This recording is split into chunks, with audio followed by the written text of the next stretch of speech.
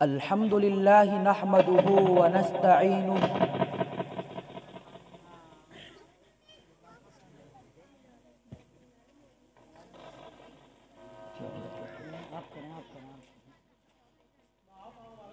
الحمد لله نحمده ونستعينه ونستغفره ونؤمن به ونتوكل عليه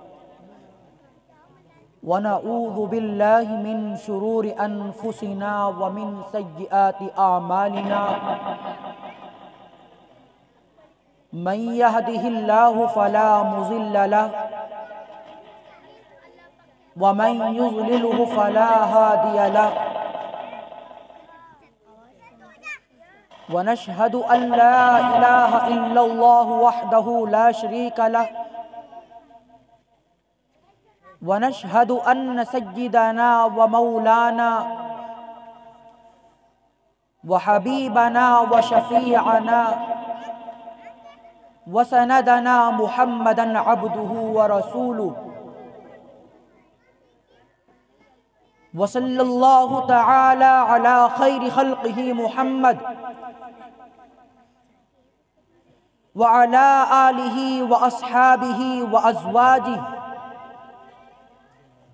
وذرياته وسلم تسليما كثيرا كثيرا أما بعد فأعوذ بالله من الشيطان الرجيم بسم الله الرحمن الرحيم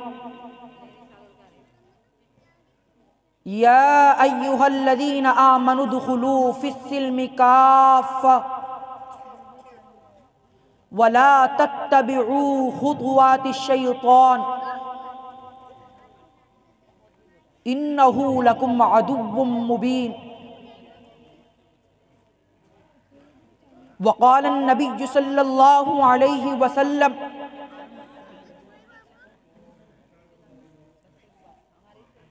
المسلم من سلم المسلمون من لسانه ويده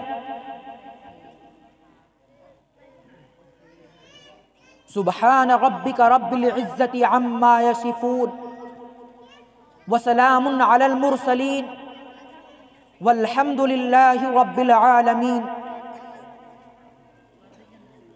اللهم صل على سيدنا محمد وعلى آل سيدنا محمد وبارك وسلم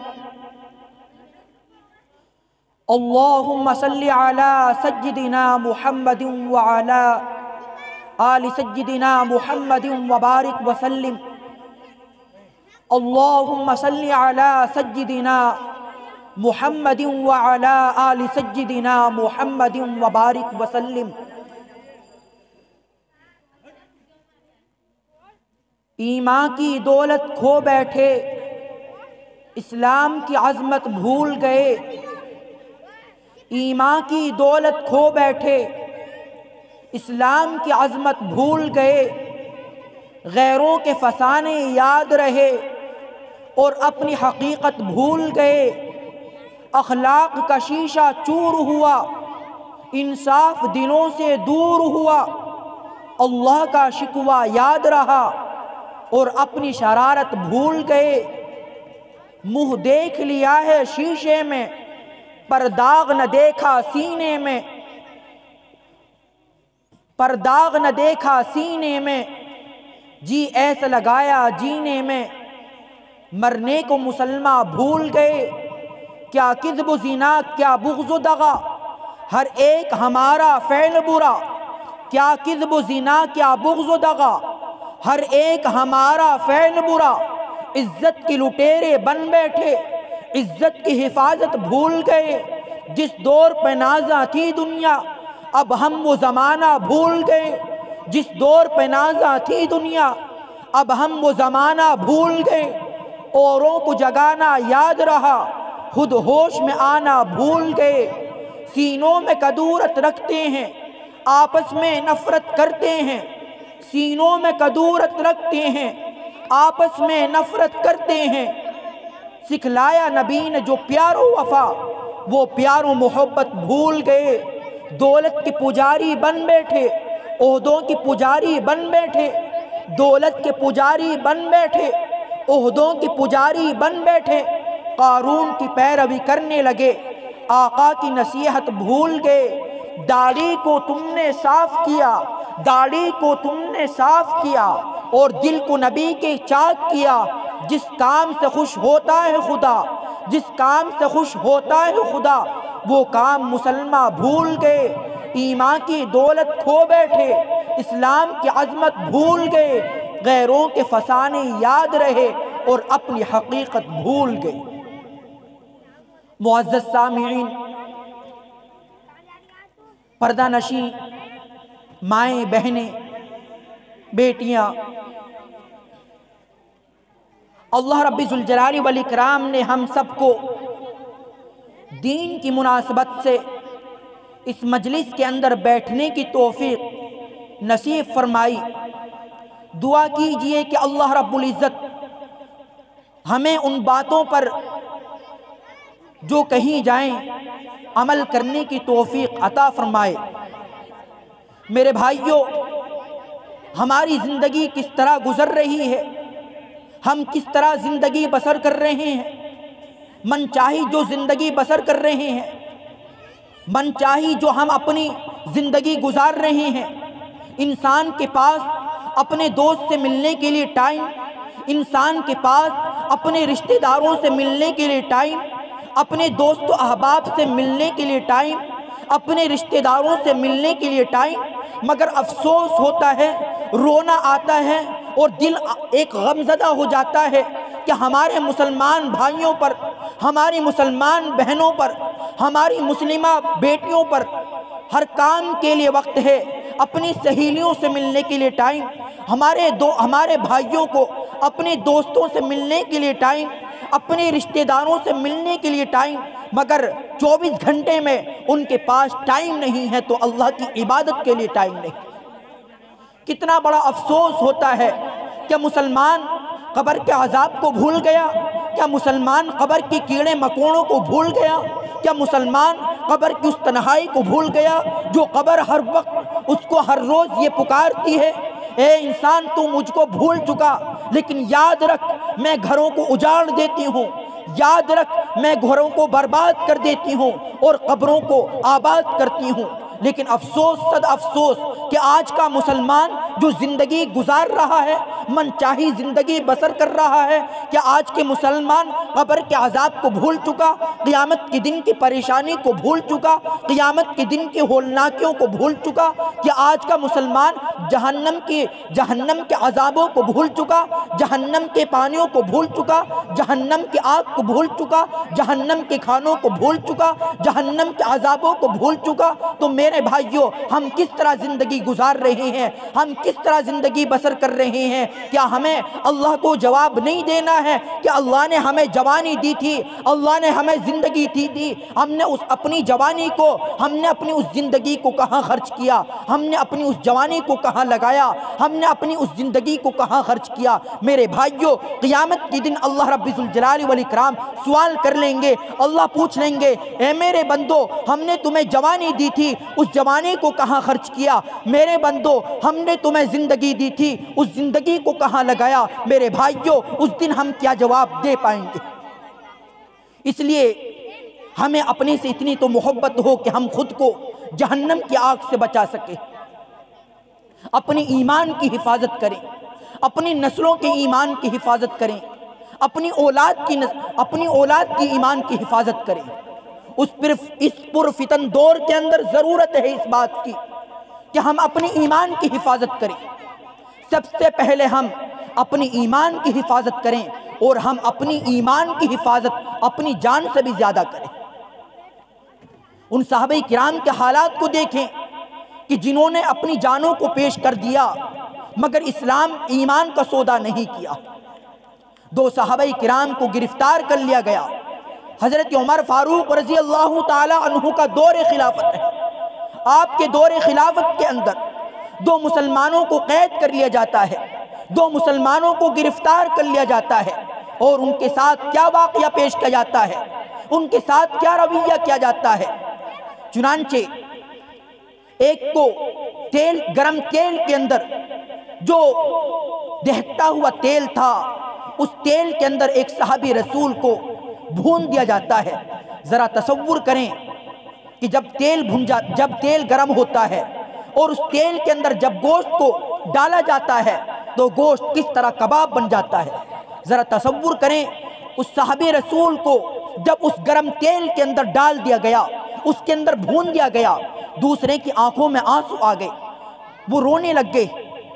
وہ کافر کہنے لگا کہ اب تو تم ڈر گئے، اب بھی تم ہمارے مذہب کے اندر آ جاؤ، ہم تمہیں نہیں بھونیں گے، ہم تمہیں نہیں تیل کے اندر جلائیں گے، لہٰذا آپ ہمارا مذہب کو قبول کر لیجئے، آپ ہمارے دین کو اختیار کر لیجئے۔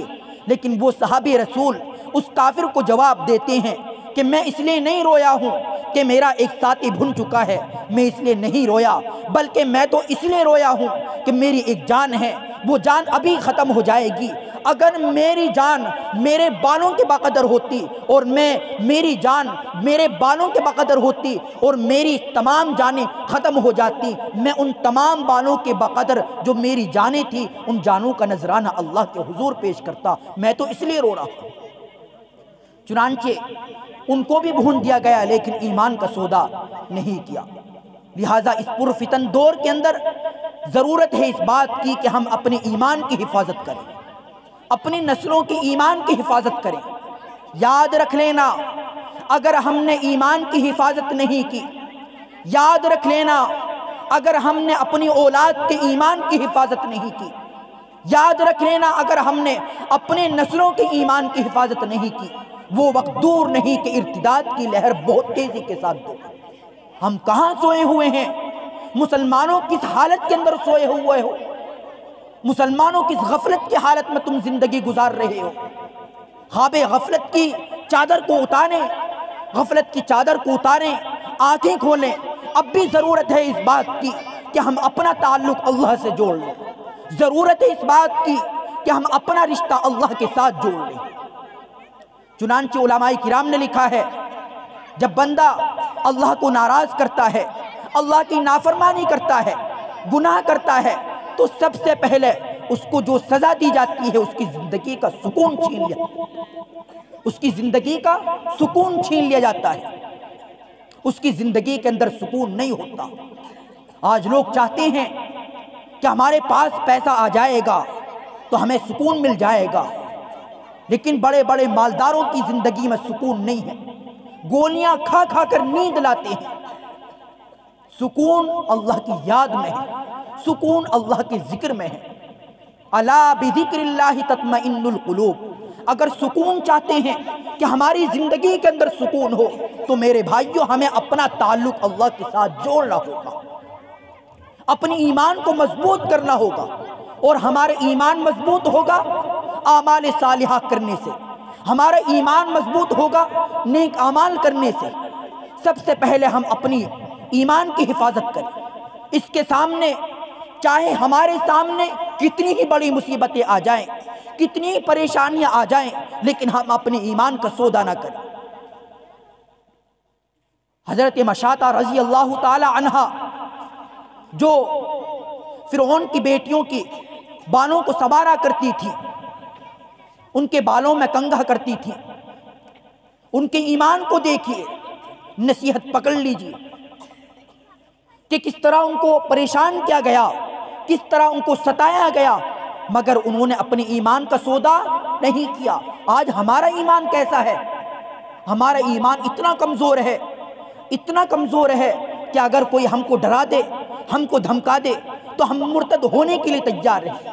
ہمارا ایمان اتنا کمزور ہو چکا ہے، لہٰذا ہمیں اپنے ایمان کو مضبوط کرنا ہے، اور ایمان مضبوط ہوگا نیک اعمال کرنے سے۔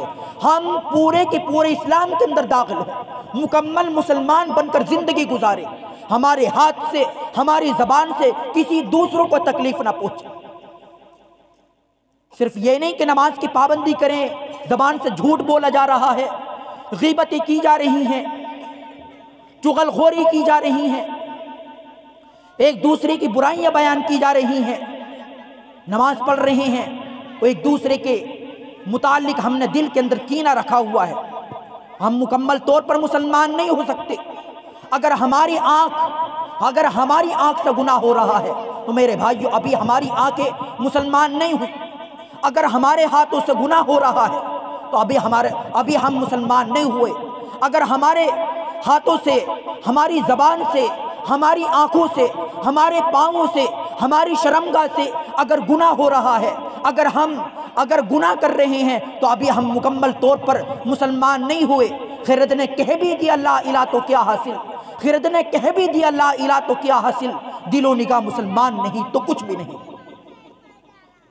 بندہ لا الہ الا اللہ پڑھ کر وہ اسلام کی سرحدوں میں داخل ہوتا ہے، مسلمان کی سرحدوں میں داخل ہوتا ہے، مکمل مسلمان نہیں ہوتا، مکمل ایمان والا نہیں ہوتا، وہ تو اسلام کی سرحدوں میں داخل ہوتا ہے، اس کے بعد اس کو اللہ کے احکامات کے مطابق زندگی گزارنا ہوتا ہے، جھوٹ سے اپنے آپ کو بچانا ہوتا ہے، برائی نہیں کرنا، چغل خوری نہیں کرنا، کسی کے متعلق دل کے اندر کینہ نہیں رکھنا، بلکہ اپنے سینے کو بے کینہ رکھنا ہے۔ ایک صحابی رسول تشریف لاتے ہیں، اللہ کے نبی صلی اللہ علیہ وسلم ان صحابی کے متعلق کہتے ہیں کہ جنتی صحابی آگے، چنانچہ دوسرے صحابی ان کی خدمت کے اندر رہتے ہیں، ان کا کوئی خاص عمل نہیں دیکھتے، لیکن اس کے باوجود اس کے بعد کہتے ہیں کہ اللہ کے نبی صلی اللہ علیہ وسلم نے آپ کو جنتی صحابی کہا ہے، آپ کے اندر کون سی خاصیت ہے جس کی وجہ سے آپ کو جنتی صحابی کہا ہے؟ تو وہ صحابی رسول کہتے ہیں کہ میرا کوئی خاص عمل نہیں ہے، لیکن جب میں رات کو بستر پر سوتا ہوں تو اپنے دل کو میں پاک صاف کر کے سوتا ہوں کہ میرے دل کے اندر کسی کی جانب سے کینہ نہیں ہوتا، ہو سکتا ہے یہ میرا عمل اللہ کو پسند ہو۔ یہ صحابہ کرام کہ جن کے ہاتھوں سے دوسروں کو تکلیف نہیں پہنچتی تھی، جن کی زبانوں سے کسی دوسروں کو تکلیف نہیں پہنچتی تھی، جو دوسروں کے حقوق کا خیال رکھا کرتے تھے۔ چنانچہ حضرت ابو بکر رضی اللہ تعالیٰ عنہ کا دور خلافت ہے، حضرت عمر فاروق رضی اللہ تعالیٰ عنہ تشریف لاتے ہیں۔ حضرت ابو بکر کے ہاتھ میں ایک لسٹ تھی جس کے اندر معذوروں کے نام لکھے ہوئے تھے۔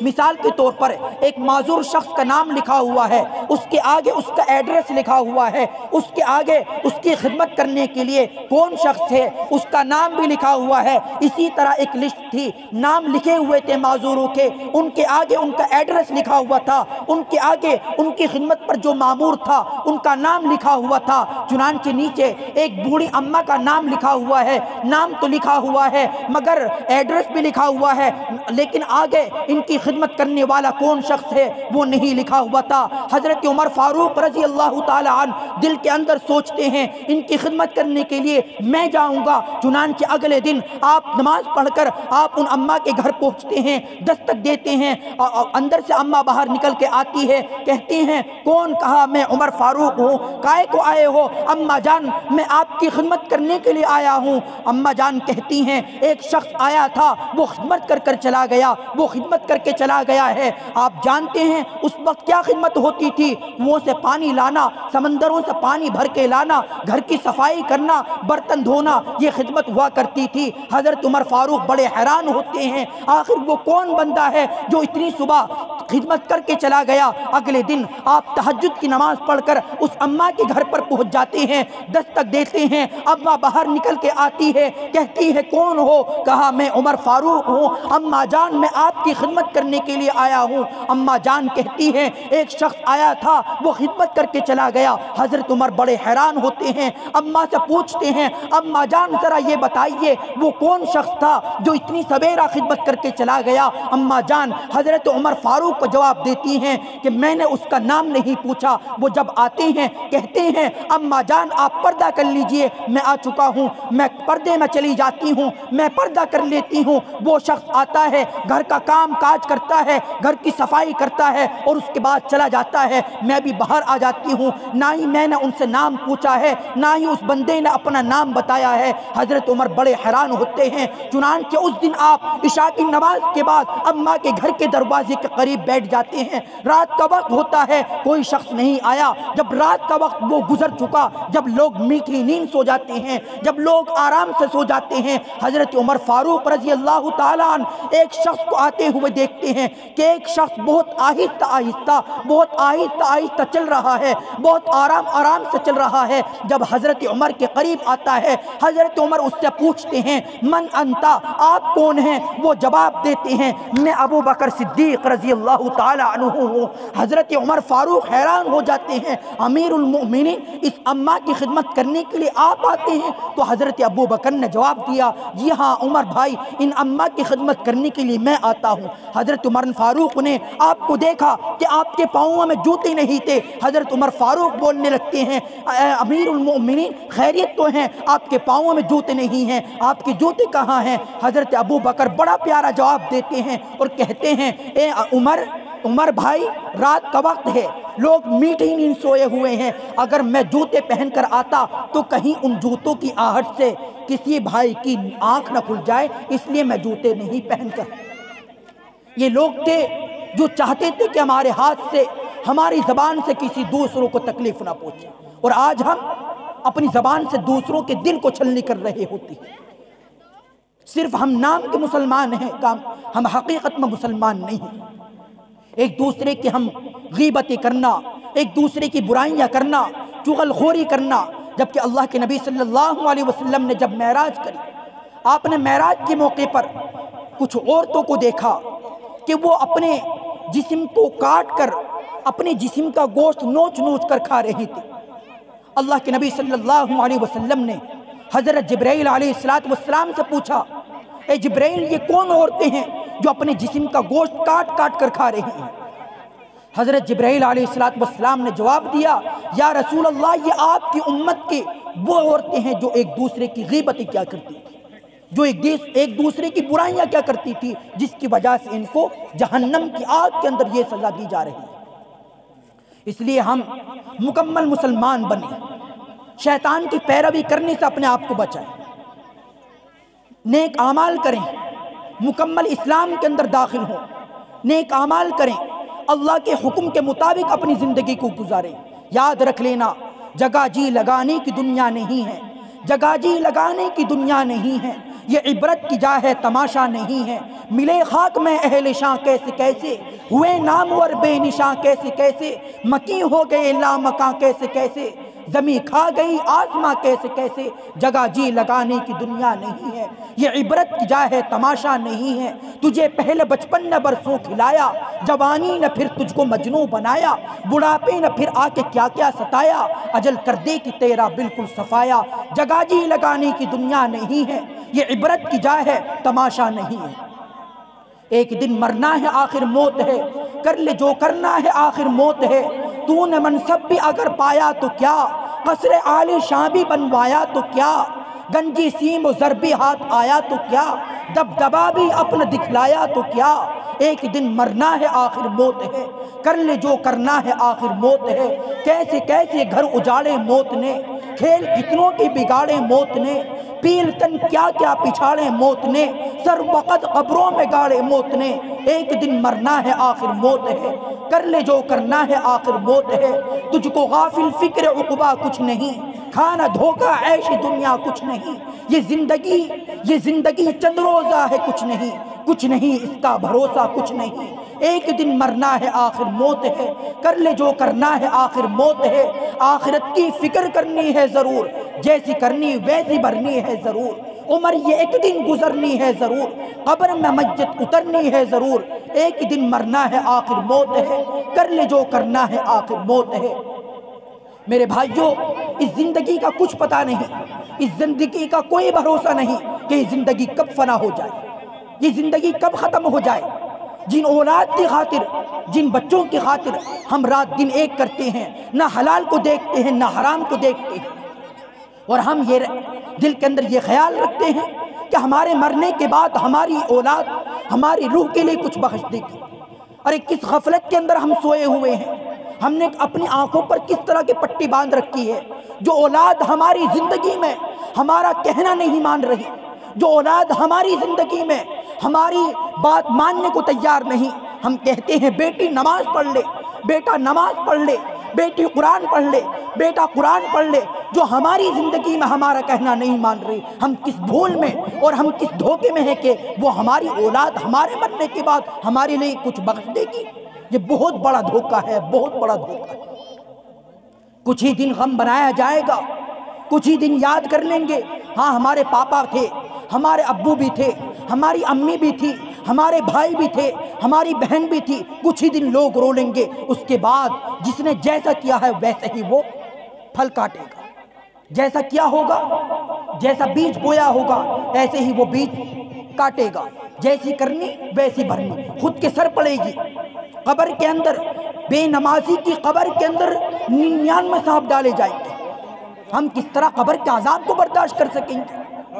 کس طرح ہم قیامت کے دن کی پریشانیوں کو برداشت کر سکیں گے؟ چنانچہ جس بندے نے اللہ کی نافرمانی کی وہ بندہ قبر میں بھی اندھا ہوگا، قیامت کے دن بھی اندھا اٹھے گا اور کہے گا رب لما حشرتنی اعمیٰ وقد کنت بصیرا، اے اللہ میں دنیا کے اندر دیکھنے والا تھا، میں اندھا کیوں اٹھا ہوں؟ میری آنکھ کی بینائی کہاں چلی گئی؟ میری آنکھ کی روشنی کہاں چلی گئی؟ اللہ فرمائے گا کہ تو نے دنیا کے اندر ہماری آیتوں کو بھلا دیا تھا، تیرے پاس علماء آئے تھے، تیرے پاس تبلیغی جماعت والے آئے تھے، تجھے سمجھایا تھا، تے نے ادھر کو سنا ادھر کو نکال دیا، تے نے علماء کی باتیں نہیں سنی، تے نے ان کی باتوں کو ادھر سے سنا تھا ادھر کو نکال دیا، تو نے آخرت کی تیاری نہیں کی تھی، تو نے قیامت کے دن کی پریشانیوں کو بھلا دیا تھا، تو نے جہنم کے عذابوں کو بھلا دیا تھا، تو نے ہمارے احکامات کو بھلا دیا تھا۔ میرے بندے تو نے دنیا کے اندر ہماری آیات کو بھلا دیا، آج ہم نے تجھ کو بھی بھلا دیا۔ وَكَذَلِكَ الْيَوْمَ تُنْسَىٰ، آج ہم نے تجھ کو بھی بھلا دیا۔ اس لیے میرے بھائیوں، موت کے پتہ نہیں موت کب آ جائے۔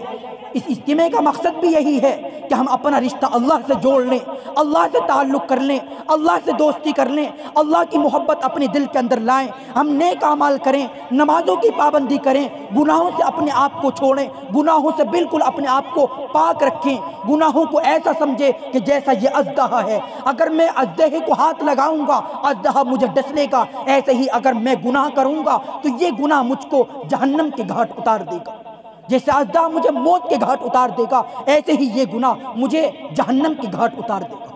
اس لیے ہم اللہ کے احکامات کے مطابق گزاریں، مکمل مسلمان ہوں، مکمل مومن بنیں اور اپنے ایمان کی حفاظت کریں۔ اپنے بچوں کا ہم ان کالج کے اندر داخلہ دیں، ہم اپنی لڑکیوں کو ان کالج کے اندر نہ پڑھائیں کہ جن کالج اور اسکول کے اندر مخلوط تعلیم ہوتی ہے، جن میں لڑکے لڑکے ساتھ پڑھتی ہیں۔ حضرت میاں جی رحمت اللہ علیہ نے کیا فرمایا تھا کہ اگر ہم نے اپنی اولاد کو جو یہ مخلوط تعلیم میں پڑھ رہی ہیں، یعنی ان اسکول کے اندر، ان کالجوں کے اندر کہ جن میں لڑکے لڑکیاں ایک ساتھ پڑھ رہی ہیں، اگر ہم نے اپنے لڑکیوں کو ان کالجوں کے اندر، ان اسکولوں کے اندر نہیں پڑھایا جن میں صرف جن کالجوں میں صرف لڑکیاں ہی لڑکیاں پڑھتی ہیں، گرلز کالجوں میں، گرلز اسکولوں میں اگر ہم نے اپنی لڑکیوں کو نہیں پڑھایا بلکہ ہم نے ان اسکولوں کے اندر، کالجوں کے اندر اپنے بچوں کو پڑھایا جہاں لڑکے لڑکے ساتھ پڑھتے تھے، تو ارتداد کی لہر بہت تیزی کے ساتھ دوڑے اور وہ ہوا۔ اس لیے ہم اپنے بچوں کا، اپنی لڑکیوں کا ان اسکول و کالج کے اندر داخلہ کرائیں۔ آپ اپنی لڑکیوں کو انجینئر بھی بنائیں، ڈاکٹر بھی بنائیں، وکیلہ بھی بنائیں، آپ جج بھی بنائیں، لیکن اس اسکول اور کالج کے اندر اپنی بچیوں کا داخلہ کرائیں کہ جن اسکول اور کالج کے اندر صرف لڑکیاں ہی لڑکیاں پڑھتی ہیں، اور لڑکوں کا داخلہ ان اسکول اور کالج کے اندر کریں جہاں صرف لڑکے اور لڑکے ہی پڑھتے ہیں۔ اس لیے کہ ایمان کی حفاظت کرنا یہ ہمارا فریضہ ہے۔ ان صحابہ کرام کے حالات کو دیکھے، حضرت مشاطہ رضی اللہ تعالی عنہ کا واقعہ ذکر کیا جا رہا تھا۔ حضرت مشاطہ رضی اللہ تعالی عنہ یہ فرعون کی نوکرانی تھی، یہ فرعون کی بیٹیوں کے سر کے بالوں میں کنگھی کیا کرتی تھی۔ چنانچہ ایک مرتبہ وہ فرعون کی بیٹیوں کے سر کے بالوں میں کنگھی کر رہی تھی کہ ان کے ہاتھ سے کنگھی گر جاتی ہے، اور جیسے ہی وہ کنگھی کو اٹھانے کے لیے چلتی ہیں اور وہ الحمدللہ سبحان اللہ اللہ اکبر وہ حضرت موسیٰ علیہ السلام کے رب کا نام لے لیتی ہیں، وہ فرعون کی بیٹی کہتی ہے اے مشاطہ کیا تم میرے ابا پر ایمان نہیں رکھتی؟ کیا تو مشاطہ میرے ابا کو اپنا رب نہیں مانتی؟ وہ مشاطہ کہتی ہے کہ نہیں، میں تیرے ابا کو اپنا رب نہیں مانتی ہو، میرا رب تو وہ ہے جو حضرت موسیٰ کا رب ہے، میرا رب تو وہ ہے جو حضرت موسیٰ کا خدا ہے، لہذا میں تیرے ابا کو اپنا رب نہیں مان سکتی۔ وہ فرعون کی بیٹی محل کے اندر جاتی ہے، اپنے ابا سے کہتی ہے ابا جان آپ کے محل کے اندر آپ کی زیر سایہ ایک نوکرانی جس کا نام مشاطہ ہے، جو آپ کو اپنا رب نہیں مانتی ہے، جو آپ پر ایمان نہیں لاتی ہے، وہ تو حضرت موسیٰ کے رب کو اپنا رب مانتی ہے۔ چنانچہ فرعون غصے میں آ جاتا ہے، درباریوں کو حکم دیتا ہے مشاطہ کو لایا جائے، چنانچہ مشاطہ کو لایا جاتا ہے۔ فرعون کے محل کے اندر مشاطہ کھڑی ہے، فرعون کہتا ہے اے مشاطہ اگر تو مجھے اپنا رب نہیں مانے گی، مشاطہ اگر تو مجھے اپنا خدا نہیں مانے گی تو یاد رکھ لینا میں تجھ کو زندہ تجھے دفن کر دوں گا، میں تجھ کو موت کے گھاٹ اتار دوں گا۔ چنانچہ وہ مشاطہ کہتی ہے فقض ما انت قاض، تو میرے ساتھ جو کرنا چاہتا ہے کر لے، لیکن میں تجھے اپنا رب نہیں مان سکتی، میں تجھے اپنا خدا نہیں مان سکتی، میرا ایمان تو حضرت موسیٰ علیہ السلام کی ذات پر ہے کہ میرا اللہ وہ ہے جو حضرت موسیٰ کا رب ہے۔ چنانچہ فرعون درباریوں کو حکم دیتا ہے کہ مشاطہ کے ہاتھوں کے اندر کیلیں گاڑ دی جائیں، مشاطہ کے پاؤں کے اندر کیلیں گاڑ دی جائیں، مشاطہ کے ہاتھوں کے اندر مشاطہ کے پاؤں کے اندر کیلیں گاڑ دی گئیں، مشاطہ خونم خون ہو چکی ہے۔ اس کے بعد فرعون کہتا ہے اے مشاطہ اب تو تم مجھ سے ڈر چکی ہوگی، اے مشاطہ اب تو تیرے اندر میرا خوف بیٹھ چکا ہوگا، اب بھی تو مجھے اپنا رب مان لے، اب بھی تو مجھے اپنا خدا مان لے۔ لیکن مشاطہ کہتی ہے فقض ما انت قاض، فرعون تو میرے ساتھ جو کرنا چاہتا ہے کر لے، لیکن میں تجھے اپنا رب نہیں مان سکتی، میں تجھے اپنا خدا نہیں مان سکتی۔ چنانچہ درباری لوگ کہتے ہیں اے بادشاہ اگر آپ اس کی ایک دودھ پیتی بچی ہے، ایک چھوٹی بچی دودھ پیتی اور شیر خار بچی ہے، اگر اس بچی کو لایا جائے اس کے سامنے اس کو ذبح کیا جائے، ہو سکتا ہے اس کی مامتا مجبور ہو کر آپ کو اپنا رب مان لے۔ چنانچہ اس کی بچی کو لایا جاتا ہے، اس کی سینے سے چپٹا دیا جاتا ہے، وہ دودھ پیتی بچی ابھی دودھ پی رہی تھی۔ فرعون کہتا ہے اے مشاطہ اگر تو نے مجھے اپنا رب نہیں مانا، اے مشاطہ اگر تو نے مجھے اپنا خدا نہیں مانا، دیکھ تیری دودھ پیتی بچی تیری چھاتیوں سے لگی ہوئی ہے، تیرے سامنے اس دودھ پیتی بچی کو ذبح کر دیا جائے گا، مگر قربان جائیے اس مشاطہ کے ایمان پر، قربان جائیے اس مشاطہ کی بہادری پر، قربان جائیے اس مشاطہ کی ہمت پر۔ مشاطہ کہتی ہے اے فرعون چاہے تم میری بیٹی کو ذبح کر دے، چاہے تم مجھے ذبح کر دے، لیکن میں تجھے اپنا رب نہیں مان سکتی، میں تجھے اپنا خدا نہیں مان سکتی۔ چنانچہ اس دودھ پیتی بچی کو ذبح کر دیا جاتا ہے، مشاطہ کو بھی ذبح کر دیا جاتا ہے، مگر ایمان کا سودا نہیں کیا۔ فرعون کو اپنا رب نہیں مانا، قربان ہو گئی، شہید ہو گئی، لیکن اپنے ایمان کو نہیں بیچا۔ ایسا ایمان تھا ان کا، مضبوط ایمان، ایک چٹان کی طرح ایمان تھا۔ ہمیں بھی اپنا ایمان ایسا ہی مضبوط بنانا ہے، کیسے ہی حالات آ جائیں، کیسے ہی پریشانیاں آئیں۔ آزمائشیں تو انبیاء پر بھی آئی ہیں، آزمائشیں تو صحابہ کرام پر بھی آئی ہیں، آزمائشیں تو تابعین پر بھی آئی ہیں۔ جیسا ہم دنیا کے اندر دیکھتے ہیں، اگر مثال کے طور پر ہمیں برتن خریدنے ہیں تو ہم برتن بجا کر دیکھتے ہیں کہ ہم برتن مضبوط ہیں یا نہیں، تو ایسے ہی اللہ رب العزت آزمائش بھیج کر بندوں کو آزمانا چاہتے ہیں کہ بندے مضبوط ہیں یا نہیں ہیں، بندے مضبوط ہیں یا نہیں۔ جیسا ہم دنیا کے اندر برتنوں کو بجا کر دیکھتے ہیں کہ برتن مضبوط ہیں یا نہیں، اسی طرح اللہ رب العزت آزمائشوں کو بھیج کر ہمیں آزمانا چاہتے ہیں کہ میرے بندے میرے ہیں یا ان کے اندر غیر کی محبت ہے۔ حضرت مشاطہ رضی اللہ تعالی عنہ کو شہید کر دیا گیا، مگر ایمان کا سودا نہیں کیا، ایمان کو نہیں بیچا۔ اور یہ ایمان مضبوط ہوگا میرے بھائیو نیک اعمال کرنے سے، اللہ کی فرما برداری کرنے سے، اچھے اعمال کرنے سے، نمازوں کی پابندی سے، سچ بولنے سے، ایک دوسرے کی غیبت نہیں کریں، ایک دوسرے کی چغل خوری نہ کریں، اپنے دل کے اندر کینہ نہ رکھیں، اپنے سینے کو بے کینہ رکھیں میرے بھائیو، اس کے بعد ہی ہمارا ایمان مضبوط ہوگا۔ فرعون اپنے گھر آتا ہے، بی بی آسیہ رضی اللہ تعالی عنہا سے کہتا ہے کہ آج میں نے ایک عورت کو اور اس کی دودھ پیتی بچی کو بے دردی سے ہم نے ختم کر دیا، ہم نے قتل کر دیا ہے۔ بی بی آسیہ رضی اللہ تعالی عنہ کہتی ہیں کمبخت، تو نے ایک دودھ پیتی بچی کو بھی ذبح کر دیا؟ نے کہا وہ مجھے اپنا رب نہیں مانتی تھی، مجھے اپنا خدا نہیں مانتی تھی، جس کی وجہ سے میں نے اس کی دودھ پیتی بچی کو بھی ذبح کر دیا۔ چنانچہ بی بی آسیہ نے کہا کہ وہ کیا، میں بھی تو تجھے اپنا رب نہیں مانتی، میں بھی تو تجھے اپنا خدا نہیں مانتی، تو ایک عام انسان ہے، میرا رب تو وہ ہے جو حضرت موسیٰ کا رب ہے۔ فرعون غصے کے اندر ہو جاتا ہے اور دربار کے اندر آتا ہے، اپنے درباریوں سے مشورہ لیتا ہے، فوراً بی بی آسیہ رضی اللہ تعالی عنہ کو گرفتار کرنے کا آرڈر کرتا ہے۔ چنانچہ بی بی آسیہ رضی اللہ تعالی عنہ کو بی بی آسیہ رضی اللہ تعالی عنہ کو لایا جاتا ہے اور بی بی آسیہ رضی اللہ تعالی عنہ سے کہا جاتا ہے، اے آسیہ اگر تو نے مجھے اپنا رب نہیں مانا، اے آسیہ اگر تو نے مجھے اپنا خدا نہیں مانا، تو دیکھ جس طرح میں نے مشاطہ کے ساتھ واقعہ پیش کیا، جس طرح میں نے بشاطہ کو شہید کیا، ختم کیا، قتل کیا، اس سے کہیں زیادہ خطرناک طریقے سے تجھ کو ذبح کر دیا جائے گا۔ مگر بی بی آسیہ رضی اللہ تعالی عنہ نے کہا کہ تو میرے ساتھ جو کرنا چاہے کر لے، لیکن تو میرا رب نہیں ہے، تو ایک عام انسان ہے، تو جھوٹا ہے، میرا رب تو وہ ہے جو حضرت موسیٰ کا رب ہے۔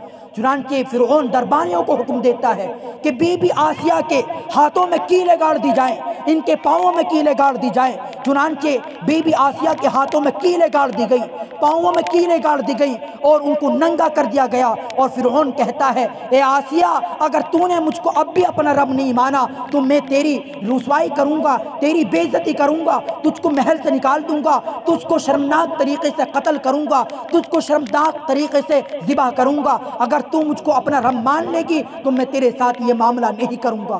چنانچہ بی بی آسیہ رضی اللہ تعالی عنہ کہتی ہیں، فَقْضِ مَا أَنْتَ قَاضٍ، تم میرے ساتھ جو کرنا چاہتا ہے کر لے، لیکن میں تجھ کو اپنا رب نہیں مان سکتی، میں اپنا خدا نہیں مان سکتی۔ چنانچہ بی بی آسیہ رضی اللہ تعالی عنہ کے کپڑوں کو اتار دیا گیا، بی بی آسیہ رضی اللہ تعالی عنہ کو محل کی زندگی سے نکال دیا گیا۔ حضرت آسیہ رضی اللہ تعالی عنہ نے ایک دعا مانگی، رب ابن لی عندک بیتا فی الجنہ، اے میرے اللہ فرعون مجھ کو محل سے نکال رہا ہے، اے اللہ تم مجھ کو اس کے بدلے جنت کے اندر ایک گھر عطا کرنا، ونجنی من فرعون وعملہ من القوم الظالمین، اے اللہ مجھ کو فرعون کے اور ظالم قوم کے عمل سے مجھ کو نجات دے دیجیے۔ چنانچہ بی بی آسیہ رضی اللہ تعالی عنہ کی کھال کو کھینچ دیا جاتا ہے، جسم کی کھال کو اتار دیا گیا، اور اس کے بعد فرعون درباریوں سے کہتا ہے ابھی میرا غصہ ٹھنڈا نہیں ہوا، اس کی جسم سے جو کھال کھینچی گئی ہے، اس کے جسم سے جو کھال اتاری گئی ہے، اس جسم پر مرچیں چھڑکی جائیں، مرچیں ڈالی جاتی ہیں، مرچیں چھڑکی جاتی ہیں، بی بی آسیہ مچھلی کی طرح تڑپنے لگ جاتی ہیں اور اسی حالت میں اللہ کو پیاری ہو جاتی ہیں، مگر اپنے ایمان کا سودا نہیں کیا، اپنے ایمان کو نہیں بیچا۔ کیسا مضبوط ایمان تھا، اپنی جان تو پیش کر دی، اپنے آپ کو تو پیش کر دیا، مگر ایمان کا سودا نہیں کیا، ایمان کو نہیں بیچا۔ لہٰذا ہم بھی اپنا ایمان ایسا ہی مضبوط ایمان بنائیں، مکمل مومن بنے، مکمل مسلمان بنے، اور یہ ہمارا ایمان مضبوط ہوگا، اس بات کو بار بار کہہ رہا ہوں، نیک اعمال کرنے سے ہمارا ایمان مضبوط ہوگا، اللہ کی فرما برداری کرنے سے۔ لوگ سکون چاہتے ہیں کہ ہمیں سکون ملنا چاہیے، اللہ کی نافرمانی کر کے سکون چاہ رہے ہیں۔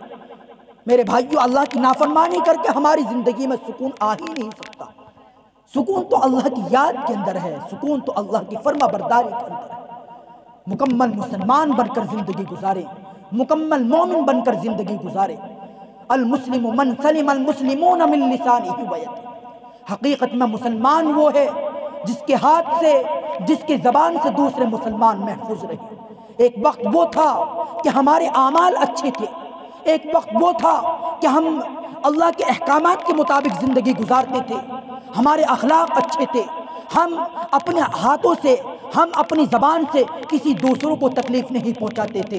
تو ہماری محلے کے اندر، ہمارے پڑوس کے اندر غیر مسلموں کو تمنا ہوا کرتی تھی کہ ہم تو مسلمانوں کے پڑوس میں رہنا چاہتے ہیں، اس لیے کہ مسلمان کسی کی غیبت نہیں کرتا ہے، مسلمان کسی کی برائی نہیں کرتا ہے، مسلمان کسی کو ستاتا نہیں ہے، مسلمان کسی کو پریشان نہیں کرتا ہے، مسلمان کسی کو ستاتا نہیں ہے۔ ہم تو مسلمانوں کے محلے کے اندر رہیں گے، ہم تو مسلمانوں کے پڑوس کے اندر رہیں گے۔ یہ کافروں کی تمنائیں ہوا کرتی تھی، یہ کافروں کی آرزویں ہوا کرتی تھی۔ جب ہمارے اعمال اچھے تھے، جب ہم اللہ کے نبی کے طریقے کے مطابق، اللہ کے نبی کی سنتوں کے مطابق ہم جب اپنی زندگی کو گزار رہے تھے، جب تک ہم اپنے اعمال پر پکے جمے ہوئے تھے، اللہ کے احکامات پر عمل کرتے تھے، ہمارے اعمال اچھے تھے، تو کافروں کی تمنائیں ہوا کرتی تھی ہمارے مسلمانوں کے محلے کے اندر ان کے پڑوس میں رہنے کی۔ چنانچہ عبداللہ بن مبارک رحمۃ اللہ علیہ کا واقعہ کہ آپ کے پڑوس کے اندر ایک یہودی رہتا تھا، اس یہودی کو اپنا مکان بیچنے کی ضرورت پیش آئی۔ اس نے ایک دوسرے سے کہا کہ میں اپنا مکان بیچنا چاہتا ہوں۔ چنانچہ جس کو بیچنا چاہ رہے تھے اس نے کہا ذرا آپ اپنے مکان کی قیمت بتلائیں کہ آپ کے مکان کی قیمت کیا ہے۔ فرض کرو کہ اس نے 2000 دینار اپنے مکان کی قیمت کو بتلائی تھی۔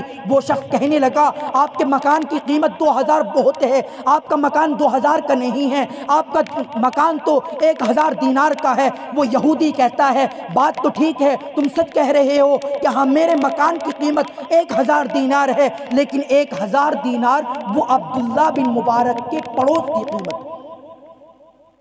عبداللہ بن مبارک کا پڑوس جو تمہیں مل رہا ہے وہ 1000 دینار اس پڑوس کی قیمت ہے۔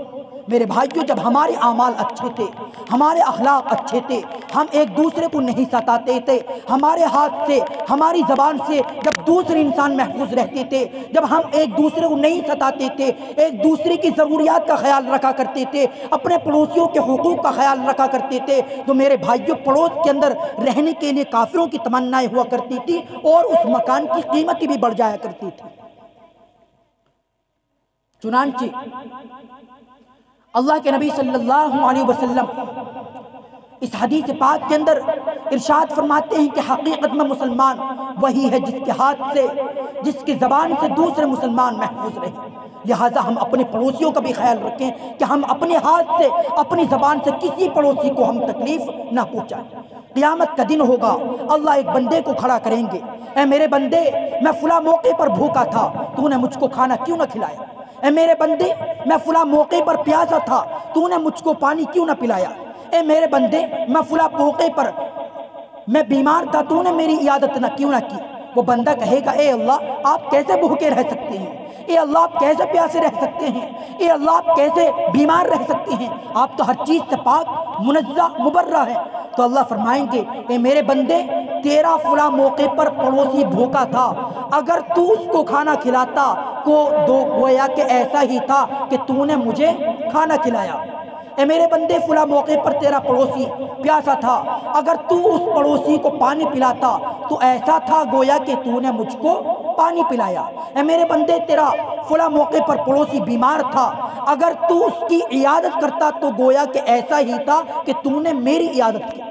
لیکن آج ہم بے حس ہو چکے، انسان کا ایکسیڈنٹ ہو جاتا ہے، تڑپ رہا ہوتا ہے اور ہم ویڈیو بنانے میں لگے ہوتے ہیں۔ سڑک حادثے کا شکار ہو گیا اور ہم کھڑے ہوئے تماشائی بنے ہوئے ہیں کہ آج کا انسان ایک بندر سے بھی جا گرا، ایک درندے سے بھی جا گرا، ایک بے زبان جانور سے بھی جا گرا کہ اگر بندر کا سڑک حادثے کا اگر بندر شکار ہو جاتا ہے، سڑک حادثے کا جب شکار ہو جاتا ہے تو میرے بھائیوں تمام اس جنس کے بندر اس راستے کو گھیر لیتے ہیں۔ یا کوا جب سڑک حادثے کا شکار ہو جاتا ہے، کوے اس کے ارد گرد کائیں کر رہے ہوتے ہیں۔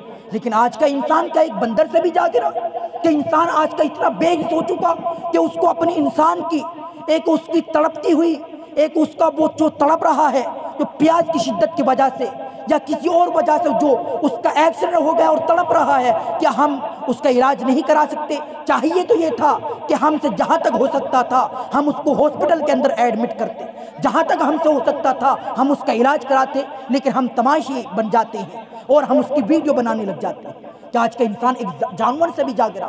اللہ کے نبی صلی اللہ علیہ وسلم ارشاد فرماتے ہیں خیر الناس من ينفع الناس، بہترین انسان وہ ہے کہ جو دوسروں کو زیادہ فائدہ پہنچائے۔ انسان بہترین وہ ہے جو دوسرے انسانوں کو زیادہ پہنچائے، چاہے وہ دوسرا انسان ہندو ہو، سکھ ہو، عیسائی ہو، کوئی بھی ہو، ہم اس کے ساتھ اچھائی کا معاملہ کریں، اس کو فائدہ پہنچائیں۔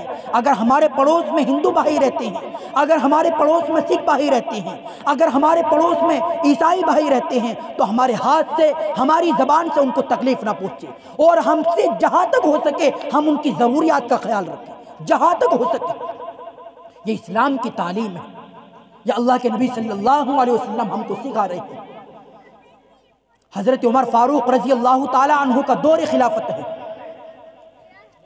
آپ کی عادت تھی کہ آپ رات کے وقت گشت لگایا کرتے تھے۔ آپ کا ایک غلام حضرت اسلم رضی اللہ تعالی عنہ، آپ نے اپنے غلام حضرت اسلم رضی اللہ تعالی عنہ سے فرمایا، آج ہم جو گشت کریں گے وہ شہر سے باہر کا گشت کریں گے۔ چنانچہ آپ کے غلام اور آپ شہر سے باہر کا گشت کرنے کے لیے چل دیتے ہیں۔ دیکھتے کیا ہے، ایک خیمہ لگا ہوا ہے، دور سے یوں لگ رہا تھا جیسا کہ آگ جل رہی ہے۔ حضرت عمر فاروق رضی اللہ تعالیٰ عنہ، آپ کا غلام حضرت اسلم رضی اللہ تعالیٰ عنہ، دونوں وہاں پہنچتے ہیں۔ دیکھتے کیا ہے کہ ایک عورت ہے، اس کے 2 بچے ہیں جو رو رہے ہیں۔ حضرت عمر فاروق رضی اللہ تعالیٰ عنہ اس عورت سے پوچھتے ہیں کہ حال چال کیا ہے، اور آگ جل رہی تھی، کچھ چولہا جیسا ٹائپ تھا، اور اس چولہے جیسے ٹائپ کی چیز پر کچھ ہنڈیا جیسی چیز رکھ رکھی تھی۔ حضرت عمر فاروق اس عورت سے پوچھتے ہیں کہ تمہارے حال چال کیا ہے؟ وہ عورت جواب دیتی ہے، وہ بیوہ عورت جواب دیتی ہے، میرے حال چال کیا پوچھتے ہو؟ یہ میرے 2 بچے جو بھوک کی شدت کی وجہ سے تڑپ رہے ہیں، میرے یہ 2 بچے پیاس کی شدت کی وجہ سے تڑپ رہے ہیں، اور یہ ہنڈیا اس کے اندر گرم پانی ہے، اس کے اندر پانی رکھا ہوا ہے، اور اس کے اندر کوئی چیز نہیں بن رہی، صرف میں اس کو چمچے سے ہلا رہی ہوں تاکہ بچوں کو یہ لگے کہ ہاں ہماری اماں کچھ بنا رہی ہے، حالانکہ اس کے اندر کچھ نہیں بن رہا، صرف پانی گرم ہو رہا ہے، بچوں کو تسلی ہو کہ ہماری اماں کچھ بنا رہی ہیں، اور یہ روح دو کے سو جائیں اور میری رات کٹ جائے۔ حضرت عمر فاروق رضی اللہ تعالیٰ عنہ کہتے ہیں، اماں آپ اتنے پریشان ہیں؟ تو وہ جواب دیتی ہیں، یہ بات تو میں قیامت کے دن عمر کا گریبان پکڑ کر پوچھوں گی کہ اس نے میرا خیال کیوں نہ کیا تھا۔ حضرت عمر فاروق رضی اللہ تعالیٰ عنہ اس اماں سے کہتے ہیں کہ ذرا آپ یہ تو بتلائیں کہ آپ کی اس حالت کی عمر کو کیا معلوم ہے۔ حضرت عمر فاروق رضی اللہ تعالیٰ عنہ اس اماں سے کہتے ہیں کہ اماں ذرا یہ بتائیں کہ عمر کو آپ کی اس حالت کی کیا آپ کے اس حالت کی کیا علم؟ وہ اماں کہتی ہیں ان کو معلوم نہیں تھا کہ ہاں یہ عمر فاروق ہی ہیں۔ اماں کہتی ہیں جب اس کو مسلمانوں کا امیر بنایا گیا ہے، جب اس کو مسلمانوں کا بادشاہ بنایا گیا ہے، لہذا اس کو خبر ہونی تھی۔ حضرت عمر فاروق رضی اللہ تعالیٰ عنہ، اپنا واقعہ یہی مکمل کرتا ہوں، اس واقعے کو بتلا دوں۔ حضرت عمر فاروق رضی اللہ تعالیٰ عنہ گھر جاتے ہیں اور آپ ایک گھی کی بوری لیتے ہیں، آپ شہد لیتے ہیں اور آٹے کی بوری لیتے ہیں، اور آپ اپنے غلام سے کہتے ہیں اے اسلم آپ ان 3 چیزوں کو میری پشت پر رکھیے، میں ان کو لے جاتا ہوں۔ حضرت اسلم جواب دیتے ہیں اے امیر المؤمنین میں آپ کا غلام ہوں، ان چیز کو آپ میری پیٹھ پر رکھیے، میں ان کو لے کر چلتا ہوں۔ حضرت عمر فاروق نے جواب دیا قیامت کے دن میرا بوجھ کوئی دوسرا نہیں اٹھائے گا، لہٰذا ان چیزوں کو میری پیٹھ پر رکھیے۔ حضرت عمر فاروق رضی اللہ تعالیٰ عنہ کی وہ سامان ان کی پشت پر رکھا جاتا ہے، اور بڑی مشقتوں کے ساتھ، بڑی پریشانیوں کے ساتھ حضرت عمر فاروق رضی اللہ تعالیٰ عنہ اس سامان کو لے کر ان اماں کے پاس پہنچتے ہیں اور کہتے ہیں یہ آٹے کی بوری ہے، یہ گھی ہے، یہ شہد ہے، آپ کچھ حلوہ جیسی چیز بنا لیجئے۔ چنانچہ حضرت عمر فاروق ان سے کہتے ہیں آپ مجھ کو پھونکنی دیجئے تاکہ میں بھی آپ کی ہیلپ کروں۔ حضرت اسلم فرماتے ہیں کہ حضرت عمر فاروق رضی اللہ تعالیٰ عنہ جیسے ہی چولہے کے اندر پھونک مارتے ہیں، لکڑیاں گیلی تھی، آپ پھونکے مار رہے ہیں لیکن آگ جلنے کو تیار نہیں تھی، لیکن جب آپ پھونکے مارتے رہے حتیٰ کہ آپ کی آنکھوں سے آنسو بھی جاری تھے، اور آپ نے وہ آگ جلا دی، اور اس کے بعد وہ حلوہ جیسی چیز اس پر پک کر تیار ہو گئی۔ جب وہ چیز اس کے اندر سے خوشبو آنے لگی تو بچے خوش ہونے لگے۔ حضرت عمر فاروق رضی اللہ تعالیٰ عنہ نے بچوں کو خوش ہوتے ہوئے دیکھا تو آپ وہاں سے چل دیے۔ حضرت اسلم رضی اللہ تعالیٰ عنہ کہہ رہے تھے اے امیر المؤمنین آپ تو وقت کے بارے میں بڑے محتاط تعلقات ہوتے ہیں، لیکن آپ کو ذرا اس بات کی علم نہیں کہ یہ بچے کھانا کھا لیں اور آپ چل دیں۔ حضرت عمر فاروق رضی اللہ تعالیٰ عنہ نے جواب دیا، اصل میں جس وقت آیا تھا میں نے ان بچوں کو روتے ہوئے دیکھا، تو میں نے سوچا ان بچوں کو میں نے روتے ہوئے دیکھا ہے تو میں ہنستا ہوا بھی دیکھوں۔ اس لیے اگر ہم کسی مسلمان کو روتا ہوا دیکھیں، پریشان حال دیکھیں، تو ہم سے جہاں تک ہو سکے ہم اس کو ہنستا ہوا بھی دیکھیں، اس کی پریشانیوں کو دور کریں۔ خلاصہ کلام یہ ہے کہ ہم اپنے گناہوں سے توبہ کریں، اللہ رب العزت سے اپنا تعلق جوڑیں، اللہ کی محبت اپنے اندر لیں، نمازوں کی پابندی کریں، سچ بولیں، گناہوں کو بالکل چھوڑ دیں۔ اللہ رب العزت ہم سب کو اپنا مطیع و فرما بردار بندہ بنائے، اپنے احکامات پر عمل کرنے کی توفیق عطا فرمائے۔